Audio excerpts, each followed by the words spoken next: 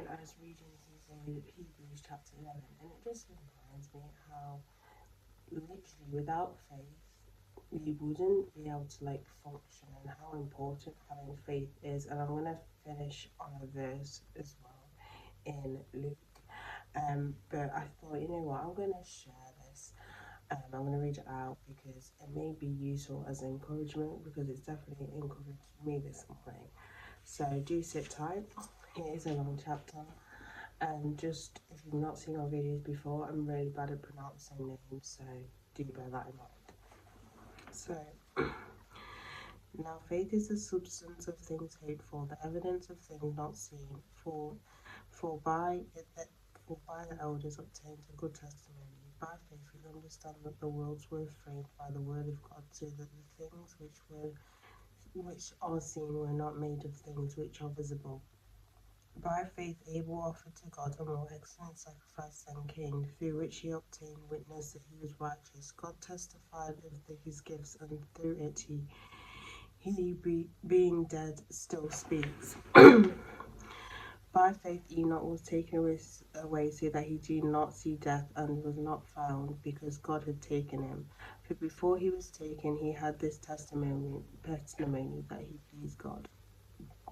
But without faith it is impossible to please him, for he who comes to God must believe that he is, and he is the rewarder of those who diligently seek him.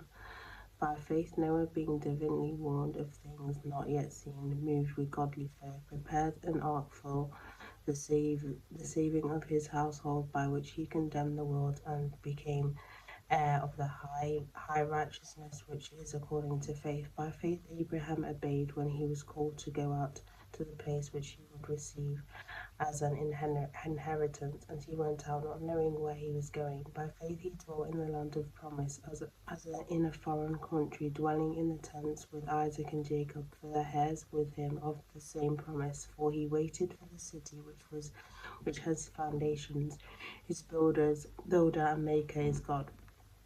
By faith Sarah herself also received strength to conceive seed, and she bore a child when she was past the age, because she judged him faithful who had promised.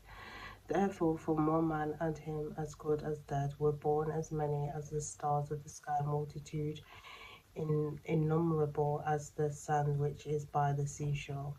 There all died in faith, and not having received the promise, but having seen them afar off, were assured of them, embraced them, and confessed that they were strangers and pilgrims on the earth. For those who say such things declare plainly that they seek a homeland.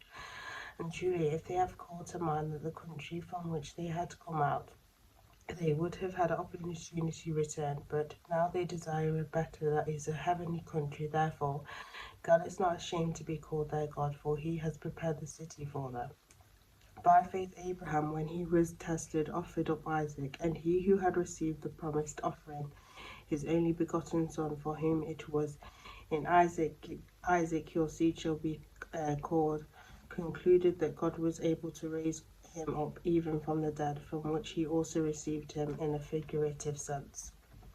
By faith Isaac blessed Jacob and Esau concerning things to come.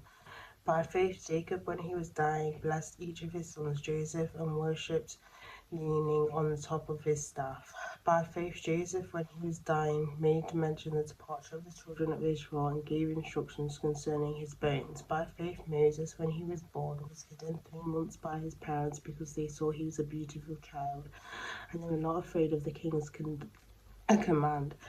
By faith Moses, when he became of age, refused to be called the son of Pharaoh's daughter, choosing rather to suffer affliction with the people of God than to enjoy the passing pleasures of sin, esteeming the reproach of Christ greater riches than the treasures in Egypt, for he looked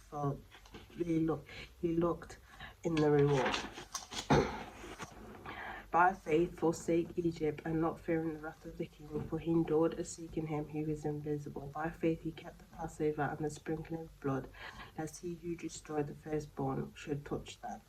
By faith they passed through the Red Sea as by the dry land, whereas the Egyptians attempted to do so, they were drowned. By faith the walls of Jericho fell down after they were encircled for 7 days. By faith the harlot Rahab did not perish these who did not believe, and when he received the spies with peace.